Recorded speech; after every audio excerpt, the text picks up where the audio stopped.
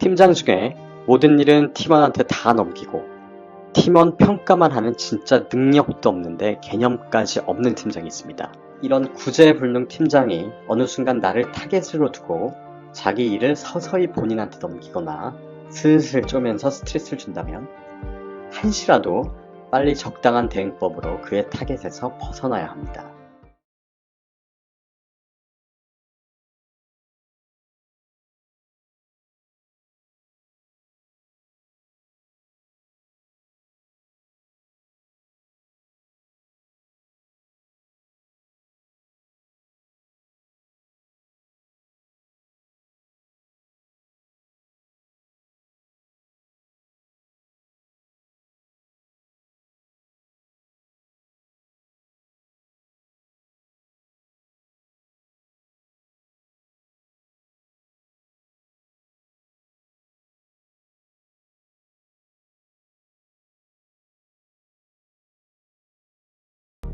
적당히 죄송해하고 적당히 일은 해주지만 동시에 일도 조금씩 틀려가면서 저 미친 개를 다룰 수 있었던 거죠.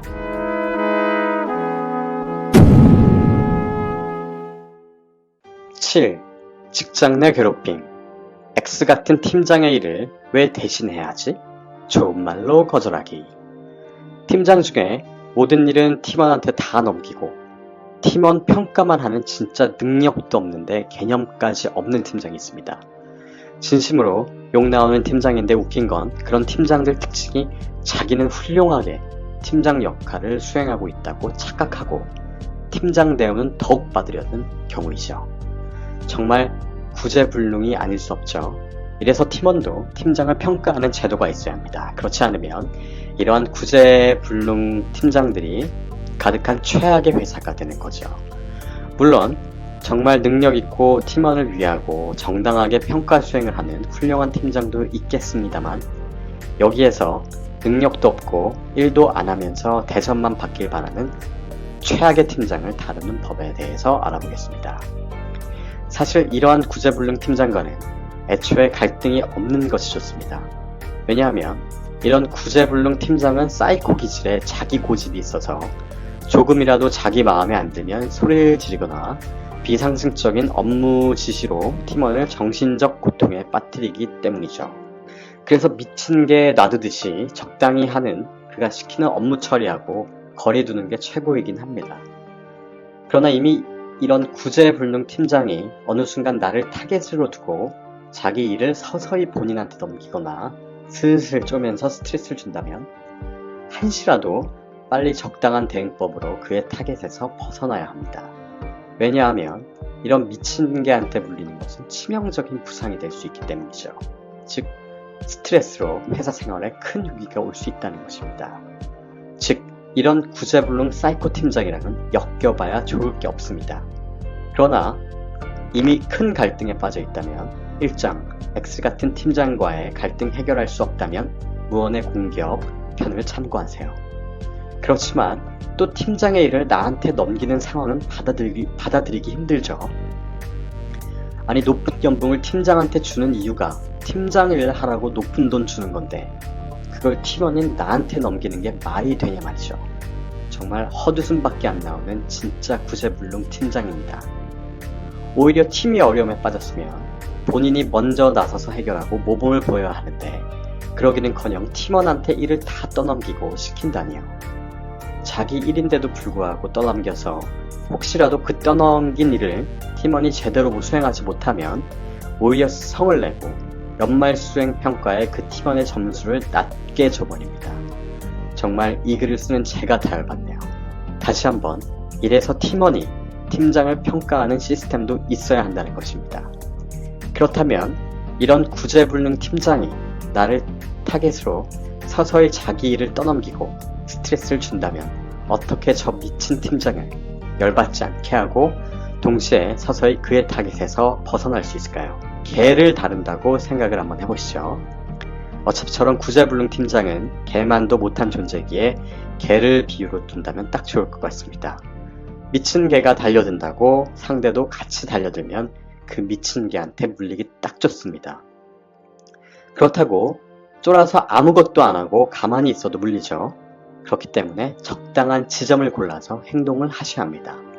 적당히 먹이도 주면서 달래고 동시에 조금씩 나만의 위협을 주면서 나도 성깔이 있다는 이미지를 줘야 합니다.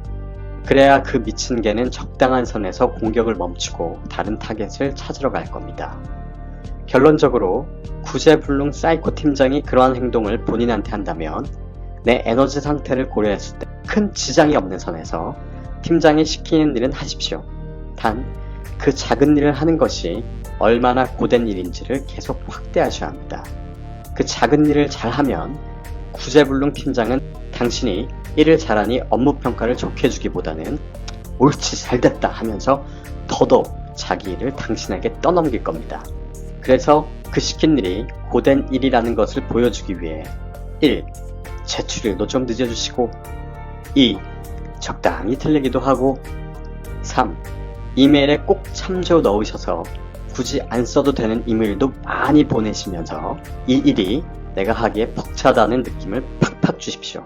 어차피 그 일 잘한다고 해서 업무 수행 평가 좋게 주거나 할 만한 사람이 아닙니다. 그런 일은 훌륭한 팀장이 하는 일이니 저런 미친 팀장은 하지 않습니다. 그러니 이렇게 그 작은 일이라도 너무 힘들다라는 느낌과 실제로도 조금씩 틀려가면서 수행을 잘 못하십시오. 오히려 이렇게 머리 쓰는 게 힘들어서 그냥 후딱 해버리는 사람도 있는데 이렇게 일부러 틀리고 힘들어하고 하는 전략이 초반에는 번거롭지만 장기적으로는 다시는 팀장이 떠넘기는 일을 받지 않을 수 있는 전략입니다. 단 그렇게 작은 일도 틀리고 힘들어하면 구제불능 팀장은 당신에게 화를 내고 핀잔을 줄 겁니다. 여기에서 당신은 그 핀잔에 대응해서 화를 내면 절대 안 되십니다. 당신이 화를 내는 것은 위에 언급한 비유로 치면 미친 개한테 똑같이 달려드는 행위인 것입니다. 그래서 뭐라고 하면 다른 생각하시면서 표정만 죄송해 죽겠다는 연기를 해주십시오. 그리고 나서 지적한 것은 적당히 수정해 주시고 또 계속 조금씩 임팩트 없는 것 위주로 틀려주세요. 그러면 팀장은 얘가 죄송해하는 모습을 보니 애는 착한 것 같은데 업무 능력이 조금 떨어지는구나 라고 판단해서 그 일을 다른 팀원한테 떠넘기실 겁니다. 즉 죄송스러운 모습으로 적당히 개한테 먹이를 주고 동시에 일 관련해서는 자꾸 틀리는 모습을 보이면서 그 개는 당신에게 관심이 점점 떨어지는 전략인 것입니다. 자, 이제 이러한 전략을 통해 당신은 저 구제불능 사이코 팀장의 타깃에서 드디어 벗어날 수 있습니다. 적당히 죄송해하고 적당히 일은 해주지만 동시에 일도 조금씩 틀려가면서 저 미친 개를 다룰 수 있었던 거죠. 이제 구제불능 팀장에서 당신의 이미지는 애는 착한데 뭔가 업무 수행 능력은 아쉬워서 나의 일을 떠넘기기엔 아쉬운 팀원이 되는 것입니다. 그래서 앞으로 한동안은 당신에게 일을 떠넘길 일은 없을 것이고 그렇게 타겟에서 벗어나 있는 동안 이러한 구제불능 팀장 밑에 있어봐야 득될 것 전혀 없으니 다른 특별한 커리어 계획이 없다면 빨리 다른 회사로 이직하거나 다른 팀으로 옮기는 것을 심각하게 고려하시는 것을 추천드립니다. 주의할 점. 이러한 전략은 당신의 상황에 맞게 수행해야 합니다. 예를 들어 당신이 만일 계약직이라서 어떻게든 정규직이 돼야 하는 상황이라면 아무리 팀장이 자기 일을 떠넘겨도 훌륭하게 수행하셔야 합니다. 계약직은 회사 입장에서 계약 만료 후 재계약 안 하면 회사에서 내보낼 수 있습니다. 반면에 정규직은 정당한 사유 없이 해고하면 부당한 해고로 법적 이슈가 생길 수 있는 것이죠. 그래서 팀장이 떠넘긴 일 우선 열심히 하셔서 정규직부터 되신 후에 사용한다는 점 명심해 주세요. 이런 식으로 현재 본인의 상태와 계획에 맞게 수정해서 전략을 세우세요.